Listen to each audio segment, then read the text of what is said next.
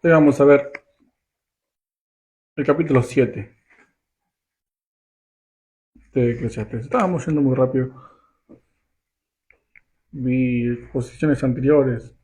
Por ejemplo, primera de Juan, que la vimos en 19 domingos. Hice una carta cortita y estamos casi que apurándonos y no hay ningún apuro. Así que vamos a ver el 7, después, bueno,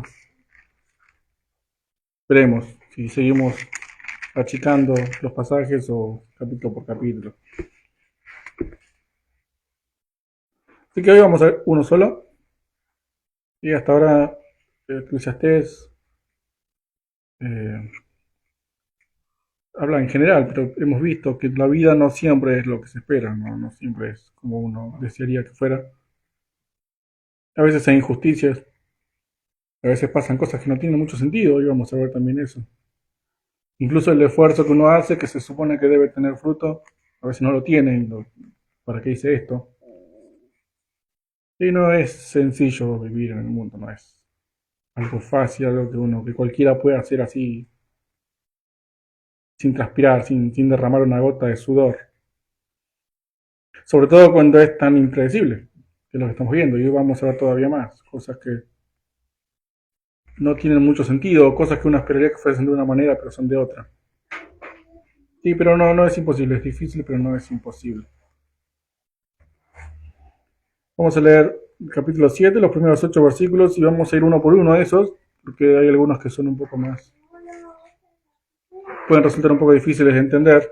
Así que esos los vamos a ir uno por uno,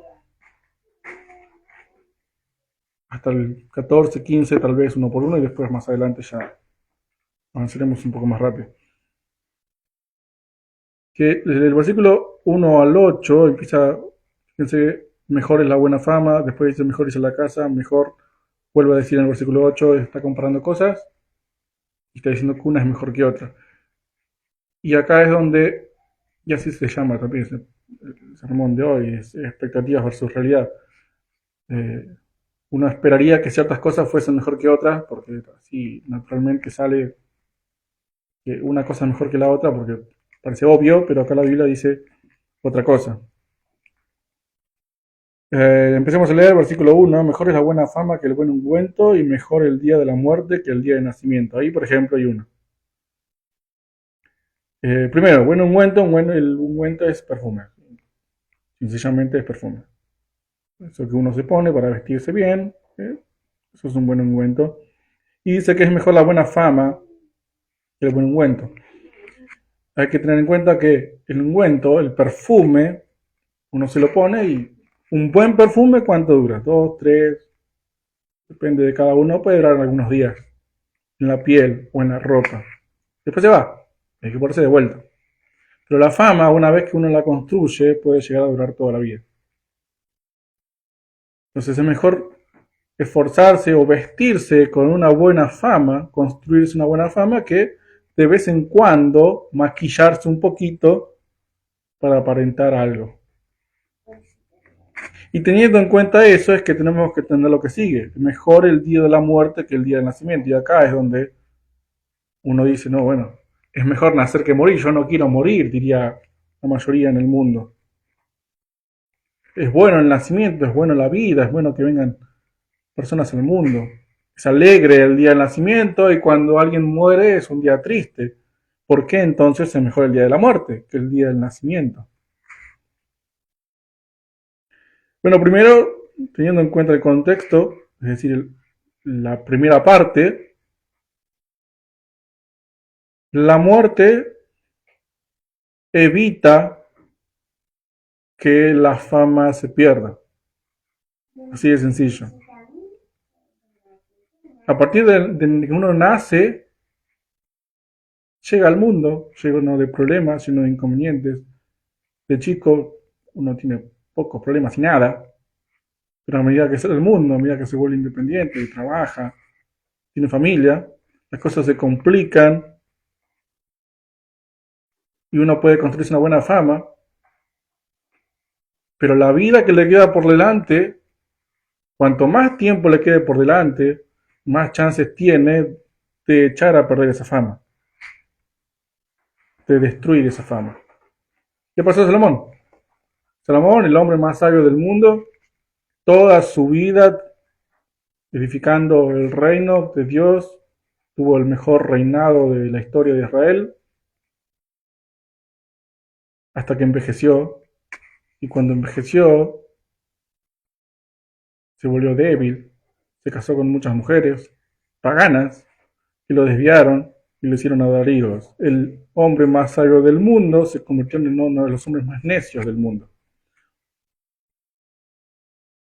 ¿Por qué? Porque vivió muchos años, porque después de que se construyó su fama, la vida le continuó, y eso es bueno, pero por eso echó a perder su fama. Por eso pecó. Y por su pecado Israel después terminó dividiéndose. Entonces, cuando leemos mejor el día de la muerte que el día del nacimiento, lo leemos en el contexto de la parte anterior, en el contexto de la fama. Cuando uno se hace una buena fama y muere así, la fama ya no se mancha y uno lo recuerda a ese hombre, a esa persona, que fue de tal manera, fue una persona íntegra, honesta.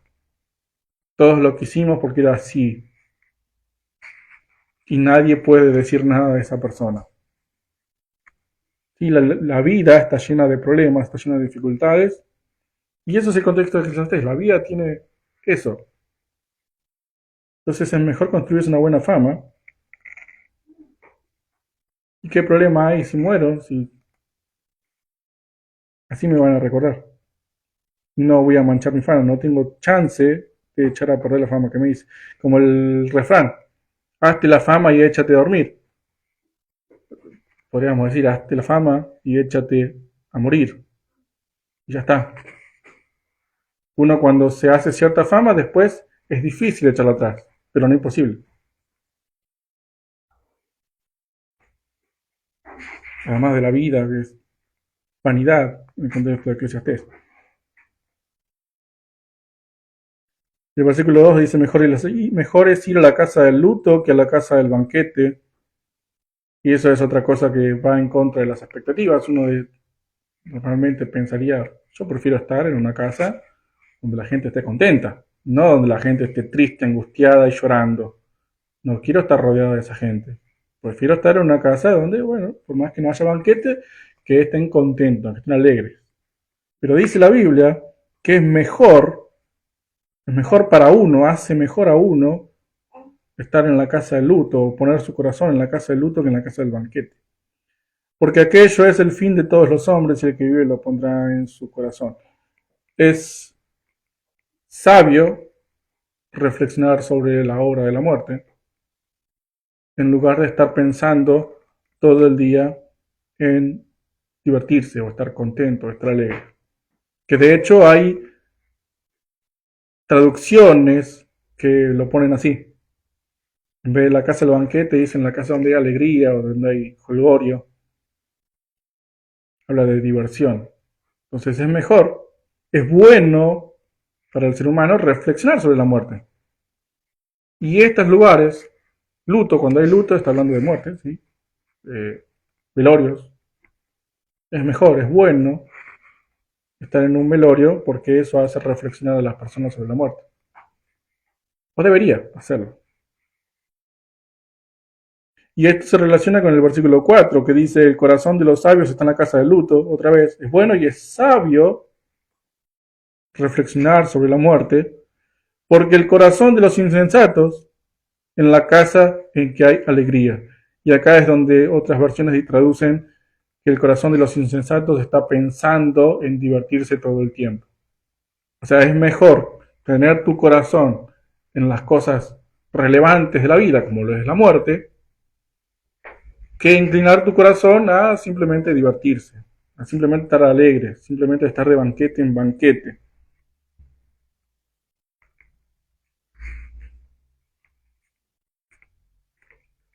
Y normalmente uno se quiere alejar de estos lugares, pero dice la Biblia que no es conveniente alejarse de esto. Es conveniente alejarse, tal vez, o no estar tanto tiempo en lugares donde están todo el tiempo riéndose, donde no hay ningún problema, donde ignoran los problemas, donde evitan hablar de los problemas, donde todo es risa. Eso es malo.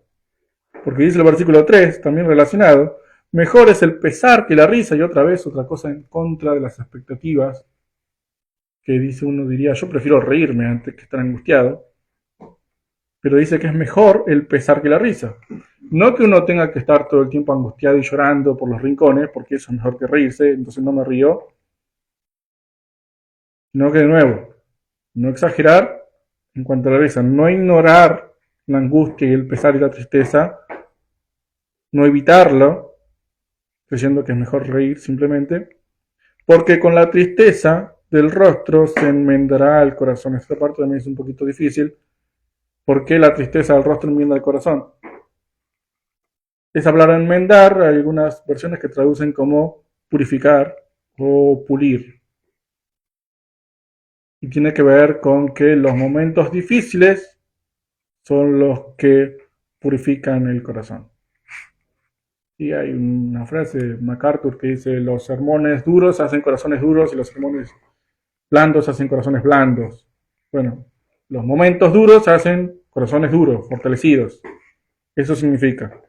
Entonces no hay que evitar los momentos de pesar, de angustia, de tristeza. No hay que ignorarlos porque son buenos para el corazón del hombre. Porque los enmiendan, porque los purifican, porque los fortalecen, porque los pulen, porque los vuelven mejor. Miren lo que dice el Salmo 66, versículo 10. Salmo 66, 10. Dice, porque tú nos probaste, oh Dios, una prueba de Dios, nos ensayaste como se afina la plata. Ensayar es purificar o refinar. Es decir, las pruebas, y que las pruebas no son de alegría, las pruebas son de angustia, del dolor, del sufrimiento, sirven para refinar el corazón y para purificar. Como el oro se prueba con fuego, se purifica con fuego, el corazón del hombre se prueba, se purifica con las pruebas, con la angustia, con el pesar. Entonces es bueno, son buenos momentos también para uno. Además tenemos lo que ya mismo dijo el Eclesiastés en el capítulo 2, cuando quiso probar todos los placeres y vivir contento y ignorar todo lo demás. Capítulo 2, versículo 2 dice, a la risa le dije, enloqueces. O sea, ya viene avisando que vivir riéndose no tiene sentido. Entonces es mejor darle lugar al pesar, a la angustia, a la tristeza, al sufrimiento, al llanto, e ignorar un poco la risa y la fiesta y el banquete, porque eso hace bien, eso hace que uno reflexione, eso hace que uno se fortalezca, eso hace que uno madure. Entonces estas cosas van en contra de las expectativas, uno esperaría otra cosa. Uno naturalmente prefiere estar donde hay alegría.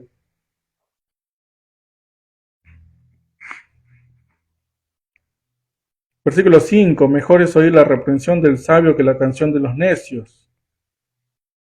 Y es preferible que te reprenda un sabio, uno no quiere ser reprendido, pero dice la Biblia que es bueno que te reprenda un sabio. E incluso es mejor que te reprenda un sabio que te alabe la canción de los necios y la alabanza de los necios, que te alabe un necio. Y uno diría, bueno, sí, es obvio. Es obvio, sí. Es bueno que alguien que sepa, alguien inteligente, alguien sabio me corrija, y voy a preferir eso antes que venga alguien que no sabe nada, que no entiende nada y me diga así que bien que está haciendo. Y a simple vista parece obvio, pero puede darse la situación en la que uno no quiera aceptar la corrección, porque cree que no está bien la corrección y que uno está bien lo que está haciendo, incluso viniendo de alguien sabio, de alguien, hablando de la iglesia, hablando de hermanos, y justo encuentra a alguien que no es de la iglesia, de afuera, que es de afuera, y dice, yo estoy de acuerdo con vos. Ah, entonces ya me inclino hacia ese que es de afuera, que no es de la iglesia, por lo tanto es bíblicamente necio, Me quedo con ese, porque ese está de acuerdo conmigo y el otro, que aunque es mi hermano, me está diciendo que estoy mal. Entonces me alejo de mi hermano, lo ignoro, ignoro su reprensión y me quedo con la alabanza del incrédulo, que puede ser mi hermano en la sangre, que es mi hijo, mi hija, mi padre, o quien sea, un amigo de toda la vida. Entonces pongo mi confianza en él, que es bíblicamente necio, que me está diciendo que estoy en lo correcto, y no escucho a mi hermano en Cristo que me está diciendo que estoy equivocado. A veces puede pasar eso. Por eso la aclaración es mejor, hay que tener en cuenta esto, es mejor que te corrija un hermano en Cristo y no que te alabe un incrédulo.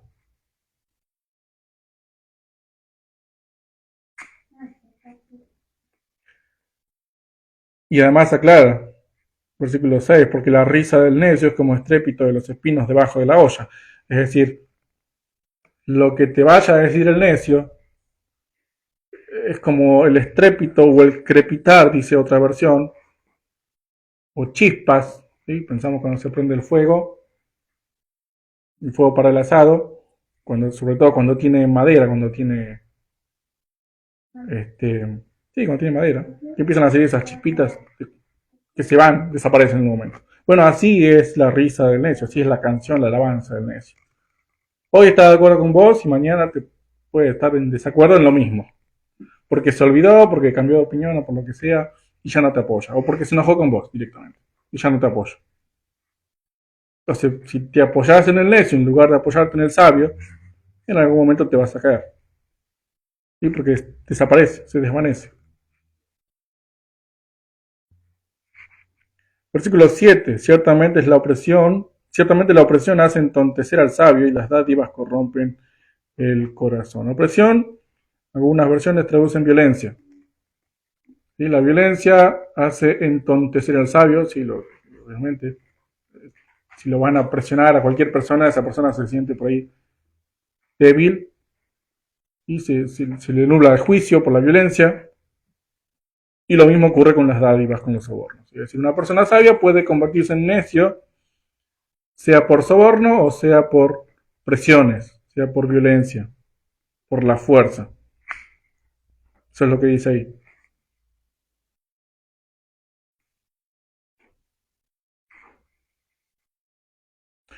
Versículo 8, mejor es el fin del negocio que su principio, mejor es el sufrido de espíritu que el altivo de espíritu.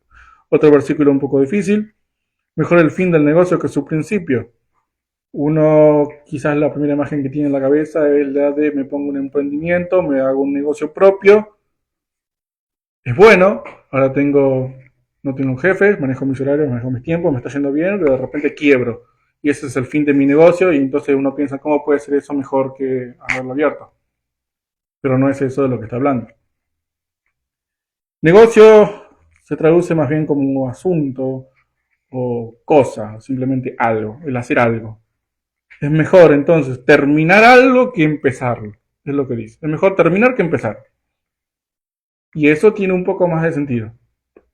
Porque uno empieza quizás un proyecto y después termina diciendo, porque se cansa, porque ve que no termina, dice, no veo la hora de terminar con esto. O cualquier cosa de la vida, está en el trabajo y se pone a ordenar algo en el trabajo y ve que se le complica un poco, no veo la hora de terminar esto. Cualquier cosa que uno emprenda, sea corto, sea largo, es mejor terminarlo. Es bueno llegar a la meta, es bueno cumplir, es mejor cumplir que haberlo empezado. Porque cuando uno lo empieza, no sabe con qué se va a encontrar después, pero cuando lo terminó, terminó. Se acabaron los problemas. Entonces es mejor terminar que empezar. Sin embargo, aclara después inmediatamente que es mejor el sufrido de espíritu que el altivo de espíritu. El sufrido de espíritu es el paciente. Mejor ser paciente que altanero o arrogante o soberbio. Es mejor esperar que que pretender apurar las cosas porque no puedes ver la hora de que termine. Que sé que dicen las dos cosas. Primero, es mejor terminar que empezar. Pero es mejor tener paciencia que querer apurar las cosas y terminar porque ya no aguantas más. Leemos Proverbios capítulo 29, versículo 11.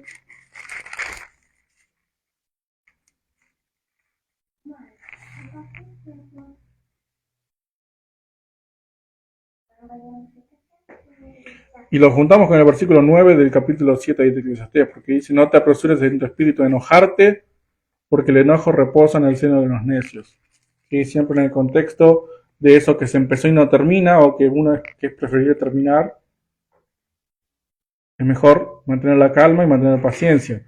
Porque ahora sí, capítulo 29 de Proverbios, versículo 11, el necio da rienda suelta a toda su ira, mas el sabio al fin la sosiega. Y el sabio tiene paciencia, se controla y termina el asunto, el negocio, la cosa, cuando la termine. El necio pierde el control. El necio se desespera, el necio se enoja, porque las cosas no salen como la espera.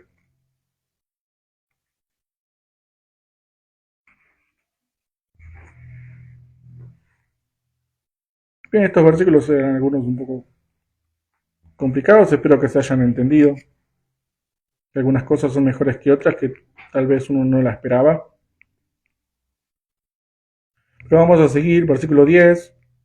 Nunca digas cuál es la causa de que los tiempos pasados fueron mejores que estos, porque nunca de esto preguntarás con sabiduría. Esto es algo muy común en las personas que digan antes las cosas eran mejor. Eso es algo muy común, se suele escuchar en todos lados. Antes las cosas eran mejor, antes era mejor así. Antes hacíamos esto y ahora no. Antes, ¿por qué ahora no se hacen las cosas como antes? Bueno, eso dice Eclesiastes que no es sabio. Tener esa idea en la cabeza no es sabio. ¿Por qué? Bueno, hay dos o tres motivos. Uno lo encontramos en Eclesiastés capítulo 1, versículo 9, que dice, ¿qué es lo que fue? Lo mismo que será. ¿Qué es lo que ha sido hecho? Lo mismo que será y nada hay nuevo debajo del sol. Es decir, que la vida, aunque a nosotros nos parezca que cambió mucho de hace 50 años ahora, en realidad es lo mismo.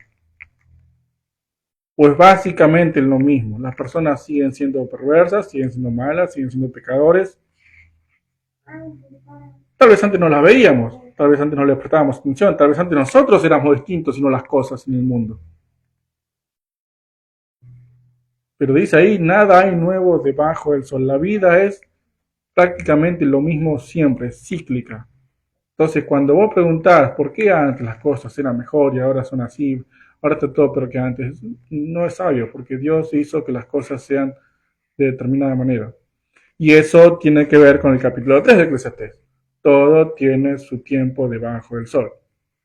Y vimos que ese tiempo lo determina Dios. Así que no es sabio preguntarse por qué las cosas antes eran mejor. Uno, porque no sabés si era mejor en realidad.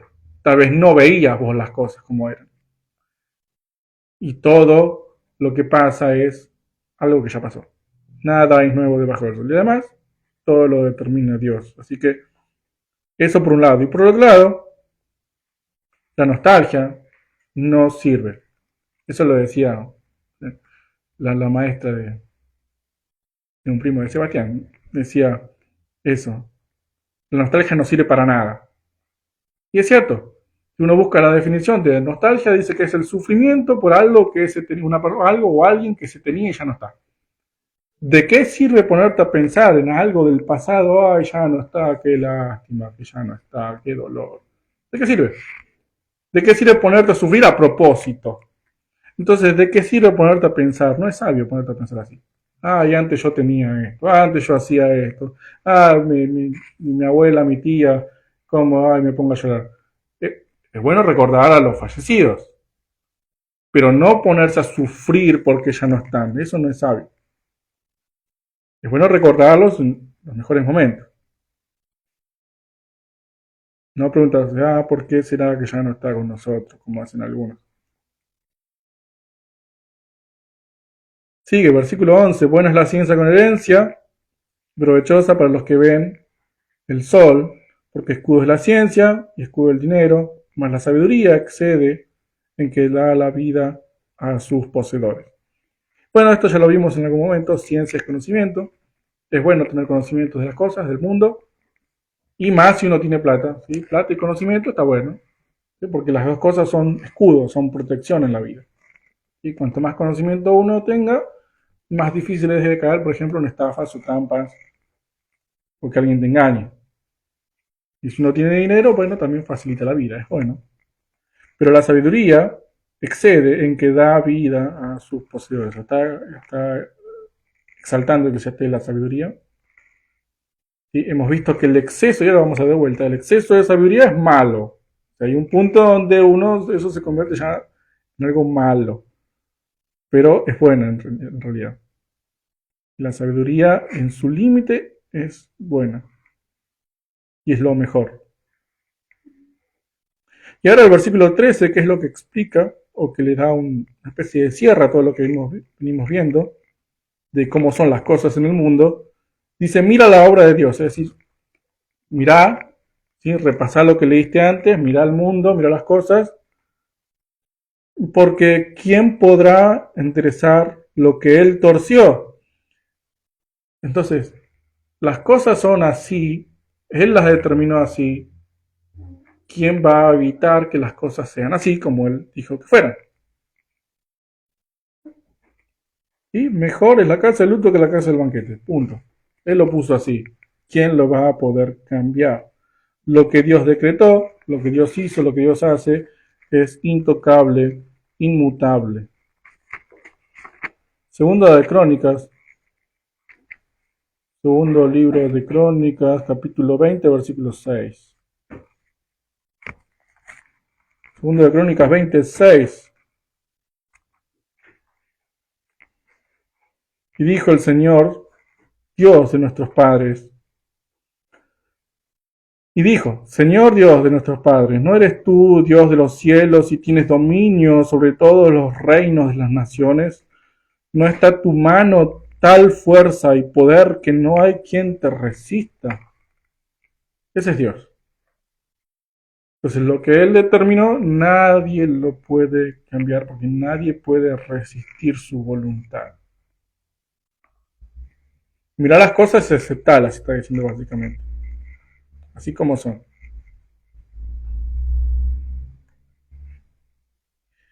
Y el versículo 14, entonces, teniendo en cuenta esto, en el día del bien, goza del bien. Que es parecido a lo que ya vimos varias veces. ¿Sí? De gozar del fruto del trabajo. Y en el día de la adversidad considera. Es decir, no te enojes, no te vuelvas loco, no te desesperes. Dios hizo tanto lo uno como lo otro a fin de que el hombre nada halle después de él. Este es un versículo que siempre hay que tener presente. En el día del bien, perfecto, disfrútalo al máximo. Y en el día del mal, reflexionar. Porque eso lo hizo Dios. El uno y el otro lo hizo Él. ¿Para qué? Para que del hombre nada encuentre a pesar o más allá de Él. Que el hombre solamente dependa de Dios. Y esto es algo que Pablo entendía. Y leemos 2 Corintios, capítulo 12, versículos 7 al 10. Pablo entendía perfectamente esto. De que las cosas son como son. Y no solamente tenía que aceptar y considerar, sino que además tenía que ponerse contento, alegrarse por cómo son las cosas. Segundo de los Corintios 12, del 7 al 10. Habla de sus visiones que tuvo del tercer cielo y del aguijón que tenía. Sí, del aguijón. Dice que para que la grandeza de las revelaciones no me exaltase desmedidamente, me fue dado un aguijón en mi carne, un mensajero de Satanás que me abofetee, para que no me enaltezca sobremanera. Respecto a lo cual 3 veces he rogado al Señor que me lo quite. Y me ha dicho, bástate mi gracia, porque mi poder se perfecciona en la debilidad. Por tanto, de buena gana me gloriaré más bien en mis debilidades para que repose sobre mí el poder de Cristo, por lo cual, por amor a Cristo, me gozo en las debilidades, en afrentas, en necesidades, en persecuciones, en angustias, porque cuando soy débil, entonces soy fuerte. En el día del bien, gozad del bien, en el día del mal, también gozate, porque cuando sos débil, entonces sos fuerte. Considera que Dios hace las dos cosas. Considera que el pesar, que la cara triste enmienda el corazón, purifica. pule, refina el corazón. Y eso va en contra de la naturaleza humana, va en contra de la intuición.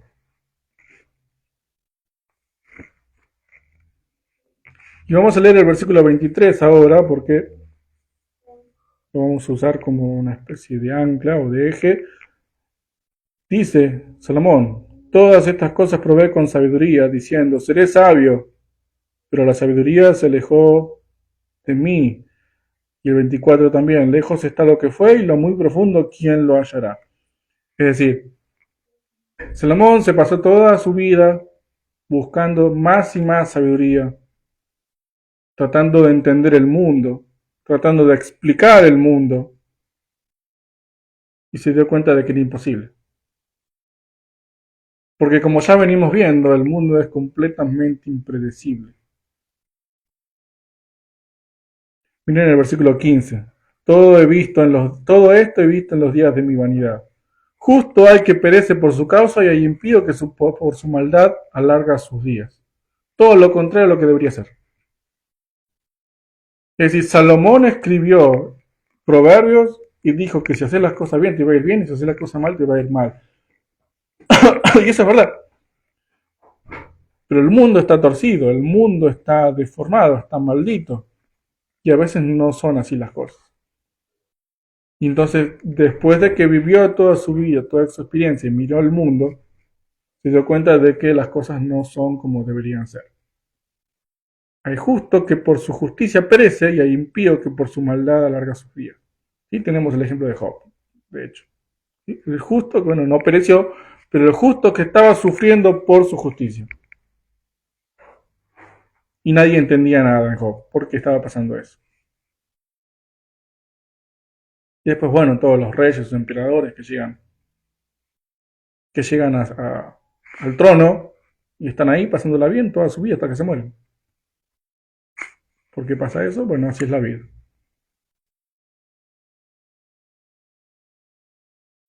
El versículo 16 dice entonces, teniendo en cuenta eso, no seas demasiado justo ni seas sabio con exceso, ¿por qué habrás de destruirte? Y el 17, no hagas mucho mal ni seas insensato, ¿por qué habrás de morir antes de tu tiempo? Y teniendo en cuenta que el mundo no es como debería ser, que la justicia no siempre no te va a asegurar al 100% bendiciones y bienestar, y que la maldad no te asegura al 100% maldiciones y malestar. Es por eso que dice el 16 y 17, no seas ni demasiado justo ni sabio con exceso y tampoco hagas mucho mal. Ahora, el 16 ya lo vimos hace un tiempo, hablamos de que acá había un tono de arrogancia, ¿sí? No seas arrogantemente justo, es decir, no seas rígido en tu justicia, y esto se relaciona con el legalismo y con los fariseos. ¿Cómo eran los fariseos? Rígidos en sus leyes.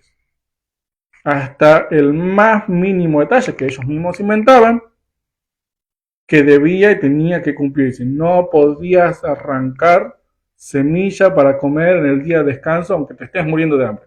No podías sanar a una persona en el día de descanso aunque se esté muriendo. Eso es ser demasiado justo y sabio con exceso. Y eso te destruye. Porque estás queriendo una sabiduría que no es buena. Y cuando dice no hagas mucho mal, es no seas impulsivo. Porque mal hacemos. Ahora, no hay que dejarse controlar por el mal. No seas vencido por el mal, sino vence el mal con el bien. Y eso es difícil de entender. Es difícil de entender esta idea de no ser demasiado justo porque ¿hasta dónde voy? Yo sé que la palabra dice esto, pero ¿hasta dónde tengo que aplicarlo? ¿Cuál es el límite? ¿Cuánto de misericordia y de paciencia tengo que poner? ¿Y cuándo tengo que ponerme firme y cambiar de actitud? ¿Cuándo me estoy pasando con la Biblia, con querer imponer la Biblia, la ley? Y después el controlarse, obviamente, no ser impulsivo dejándose llevar por el mal. Hay un intermedio en donde uno tiene que moverse, que no es muy chico, es bastante amplio, uno puede moverse bastante, pero tiene que ponerse límites, no cruzar ni para un lado ni para el otro. Y el versículo 18 dice, bueno es que tomes esto y también de aquello, no apartes tu mano, porque aquel que a Dios teme saldrá bien en todo. O sea, Salomón buscó la sabiduría y se dio cuenta de que ni muy, muy, ni tan, tan. En el medio, me paro acá, por acá tengo que ir. No tengo que usar estos límites.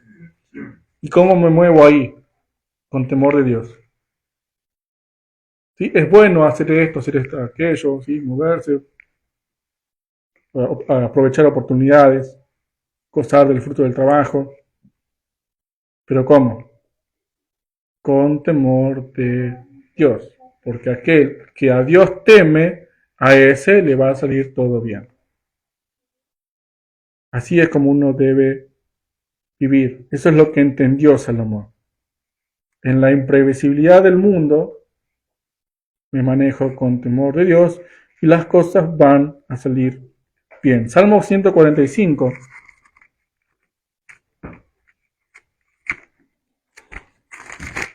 versículos 18 al 20. Cercano está el Señor a todos los que le invocan, a todos los que le invocan de veras. Cumplirá el deseo de los que le temen, oirá a sí mismo el clamor de ellos y los salvará. Entonces, Salmo 145, 18 al 20. Él está cercano a los que le invocan de verdad, y estos que le invocan de verdad son aquellos que le temen. Y Él cumple el deseo de ellos. Él cumple y los escucha a ellos, y los protege, y los salva. Y Romanos 8, 28. Que todo obra para bien de los hijos de Dios, de los que fueron llamados conforme a su propósito. Esta es la forma de vivir. Y el versículo 19 dice, la sabiduría fortalece al sabio más que 10 poderosos que hayan en una ciudad, porque el principio de la sabiduría es el temor del Señor.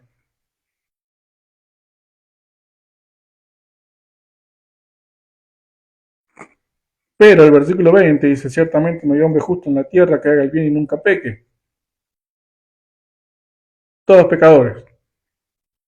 Es decir, Salomón vio con su experiencia, su sabiduría y entendió que todos son pecadores. No existe ser humano que nunca peque, no existe. Todos pecamos, todos destituidos de la gloria de Dios, todos inmerecedores de la gloria de Dios.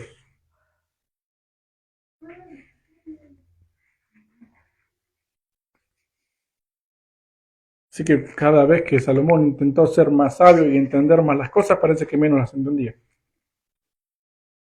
Con peores cosas se encontraba. Versículo 25 en adelante. Me volví y fijé mi corazón para saber, examinar e inquirir la sabiduría y la razón, y para conocer la maldad, la insensatez y el desvarío del error. Y he hallado más amarga que la muerte a la mujer cuyo corazón es lazos y redes y sus manos ligaduras. Acá la mujer, por lo que he visto en comentarios, no es una mujer, sino que la mujer es la insensatez personificada. Y cuando habla de la mujer, cuyo lazo es redes, sus manos ligaduras, está hablando de la insensatez. Y lo más amargo que hay, o más amargo que la muerte, es la necedad, la insensatez. Versículo 27. He aquí que esto he hallado, dice el predicador, pasando las cosas una por una para hallar la razón. Lo que aún busca mi alma y no la encuentra. Un hombre entre mil he hallado, pero mujeres entre todas estas nunca hallé. He aquí solamente esto he hallado, que Dios hizo al hombre recto, pero ellos buscaron muchas perversiones. ¿Qué significa esto? Que así como todos son pecadores, también todos son necios. No hay justo, no hay uno solo, no hay quien busque a Dios. A una se desviaron, todos se desviaron, a una se hicieron inútiles. Todos pecadores, todos necios, eso fue lo que vio Salomón en el mundo. Eso es lo que vuelve al mundo impredecible. el pecado, la necedad.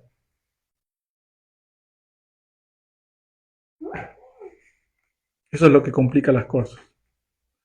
Cuando dice que hubo un hombre entre mil y ninguna mujer, eh, no está diciendo que el hombre es más sabio que la mujer, o que no hay mujeres necias, pero no hay mujeres sabias, pero podemos encontrar hombres sabios, sino que está apuntando, por lo que entiendo y por lo que he leído, está apuntando al único hombre sabio que caminó sobre la tierra, que es el propio Jesús. Es decir, esto es una palabra profética de que en algún momento iba a haber un hombre verdaderamente sabio y perfectamente sabio en el mundo. ¿Sí? Uno entre mil, uno es Cristo, y ninguna mujer es porque obviamente Cristo es hombre. Así que la sabiduría, cuanto más se procura, a veces se aleja y la necedad termina rodeándonos. La necedad y el pecado. O sea que en este mundo entonces nos preguntamos cómo vivimos. Y bueno, tenemos ahí la respuesta, un poco el temor de Dios. Pero vamos a traer otra idea que debería traer cierta paz o seguridad al corazón para poder vivir y atravesar en este mundo. Y es la idea o el concepto o la realidad, el hecho de que Dios es soberano y de que Cristo reina. ¿Sí? Él está a la diestra del trono de Dios en este momento, ahora mismo, en el presente, gobernando el mundo. Él decide, Él manda, Él reina. No el mundo, no los poderosos del mundo, no los ricos del mundo, no Satanás, no los demonios, Él reina. Entonces, si Él reina, si Él controla todo, Él es el rey, es el que maneja, Él es el que decide, entonces eso debe traer tranquilidad a todo creyente. Salmo 45, versículo 6. Salmo 45, 6 dice, tu trono, oh Dios, es eterno y para siempre. Cetro de equidad es el cetro de tu trono. Tu trono, oh Dios, es eterno y para siempre, es decir, tu reino, tu gobierno. Y dice, oh Dios, ¿cómo sabemos que se refiere a Cristo? Porque Hebreos 1.8 lo dice claramente. Que esto lo dice del Hijo.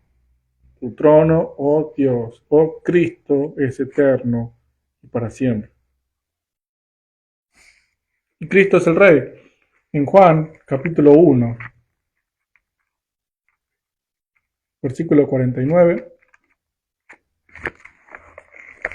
dice Natanael, cuando lo vio a Jesús, Rabí, tú eres el Hijo de Dios, tú eres el Rey de Israel. Cuando lo vieron, lo reconocieron como el Rey. Y lo crucificaron por eso. Eso era, le pusieron en la cruz. Este es Jesús de Nazaret, el Rey de los judíos. Y Pilato le interrogó, le preguntó, ¿vos sos rey? ¿Vos sos el rey de los judíos? En el capítulo 18 de Juan también. Y Jesús lo dijo, para esto he venido. Pero al mismo tiempo le aclaró, mi reino no es de este mundo. Porque claro, él vino para ser rey, pero murió. Entonces no reinó. No de la manera que Natanael lo esperaba, en Israel. Pero murió y resucitó y ascendió y fue a la diestra del Padre. Ahí es donde está su trono y su reino. Mi reino no es de este mundo, dijo Jesús, pero está reinando. No acá, no en el mundo. El reino de Él no es en la tierra, no es terrenal. Y nunca va a ser terrenal, porque Él no es terrenal, porque Él no es de este mundo. Así que Él está reinando ahora desde su trono, la diestra de Dios, el Padre. Salmo 110, versículo 1. Salmo 110, 1. El Señor le dijo a mi Señor, hablando también del Hijo, siéntate a mi diestra hasta que ponga a tus enemigos por estrado de tus pies. Y esta palabra la tomó Pablo para hablar en 1 Corintios capítulo 15, versículo 25,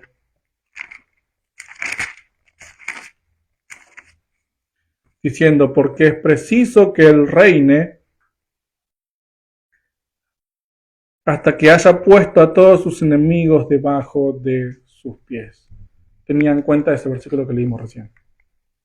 Cristo murió porque su reino no era de este mundo, era el rey. Natanael lo vio, lo reconoció, pero murió y no reinó acá.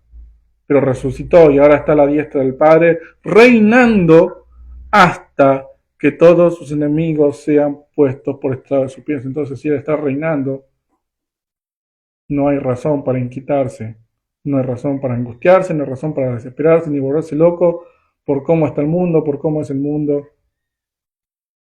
Él sigue sentado en su trono y sigue siendo el rey. Y de hecho, incluso el testigo, porque así como está Natanael, que lo vio y dijo, vos sos el rey, hay un testigo que lo vio reinando a la diestra del trono de Dios. Hechos, capítulo 7, versículo 53, y con esto terminamos. Hechos 7, 56, tenemos a Esteban, cuando muere a piedrazos.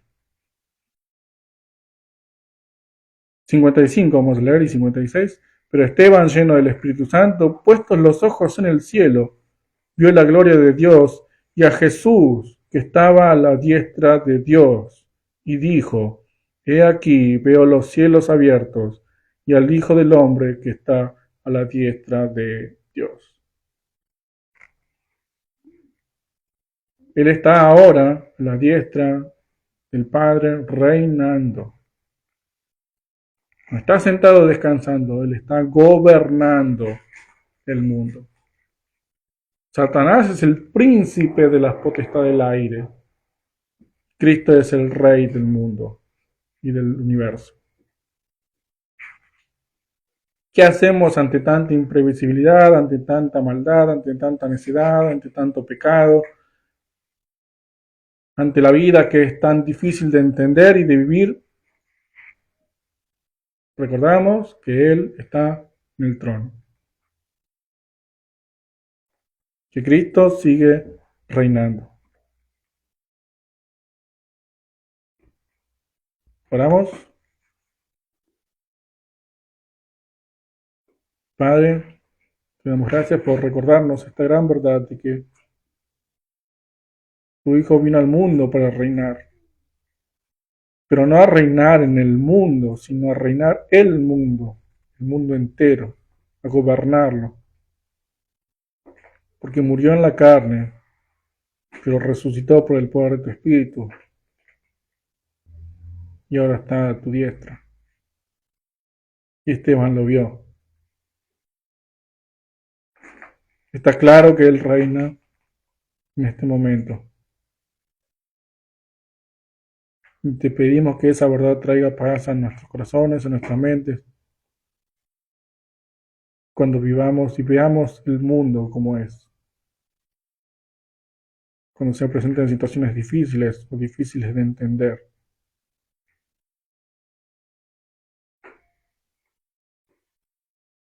Vos sos el Rey, nosotros somos tuyos, tus siervos, tus hijos, te pertenecemos. Que tu voluntad sea hecha y que nadie pueda interponerse. Que tus órdenes sean cumplidas, que todo obstáculo sea quitado de en medio. Y todo para tu gloria, todo para la exaltación de tu nombre, todo por nuestro Señor Jesucristo. Amén.